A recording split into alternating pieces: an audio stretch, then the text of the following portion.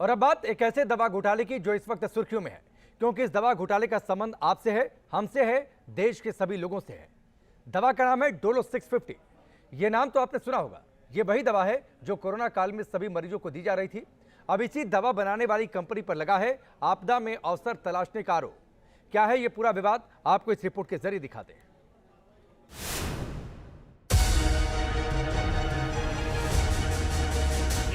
सुबह शाम खाने, बस ये सुबह शाम। बुखार उतारने वाली ये वो दवा है जो कोरोना काल के बाद अब घर में जानी पहचानी जाती है।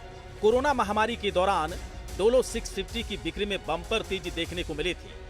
डॉक्टर उन मरीजों को तो इस दवा को प्रिस्क्राइब कर ही रहे थे जो कोरोना का शिकार हुए थे, वैसे लोगों को भी दवा दे रहे थे जो अपनी इम्यूनिटी को कमजोर समझ रहे थे। अब यही डोलो टैबलेट विवादों में है। आरोप है कि डोलो 650 बनाने वाली कंपनी ने प्रोडक्ट को बढ़ावा देने के लिए गलत हथकंडे अपनाए हैं। Federation of medical and sales representatives association of India ने दवा कंपनी पर आरोप लगाया कि उसने डॉक्टरों को घूस दी थी ताकि वे मरीजों को डोलो दवा खाने की सलाह दे। आरोप है कि डोलो 650 बनाने वाली दवा कंपनी ने डॉक्टरों को 1000 करोड़ रुपए के गिफ्ट दिए। मरीज के पर्चे में ये गोली लिखने के लिए ये गिफ्ट्स बांटे गए थे। ये मामला और भी ज्यादा सुर्खियों में तब आ गया जब सुनवाई के दौरान सुप्रीम कोर्ट के जस्टिस DY चंद्रचूड़ ने कहा कि कोरोना में मुझे भी डोलो 650 खाने का सुझाव दिया गया था। जो आप कह रहे हैं ये सुनने में अजीब लग रहा है, पर यह गंभीर मामला है। हम आपको बता दें कि इस गोली को बनाने वाली कंपनी का नाम माइक्रो लैब्स लिमिटेड है। पिछले महीने ही इनकम टैक्स ने इस कंपनी के 9 राज्यों में स्थित 36 दफ्तरों पर छापेमारी की थी। उसी के बाद ये पूरा मामला सामने आया। सवाल यही है कि क्या इस तरह का फ्रॉड किया जा सकता है? अगर होता है तो कैसे किया जाता है? सबसे पहले हमने दिल्ली में हेल्थ स्ट्रेटेजिस्ट डॉक्टर अंशुमान से बातचीत की।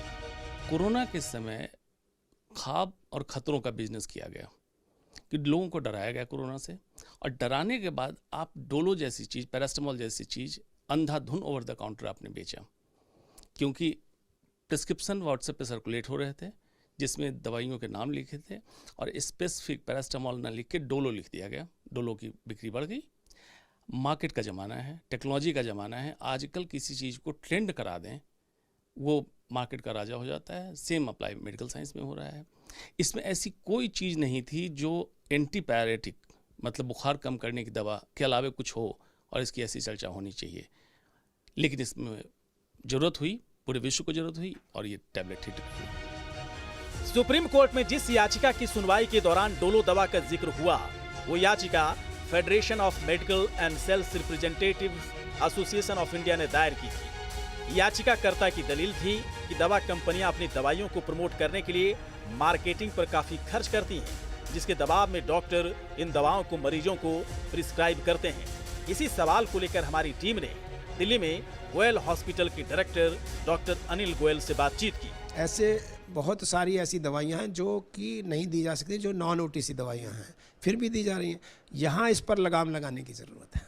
मुझे नहीं लगता कि कोई भी क्वालिफाइड डॉक्टर इस तरह के जो ओवर यूज मिसयूज़ करेगा, ऐसा मुझे नहीं लगता। हाँ, इस पॉइंट पर यह बहुत ज़रूरी है कि ये विषय आएगा कि झोला छाप डॉक्टरों पर लगाम लगाना बहुत ज़रूरी है।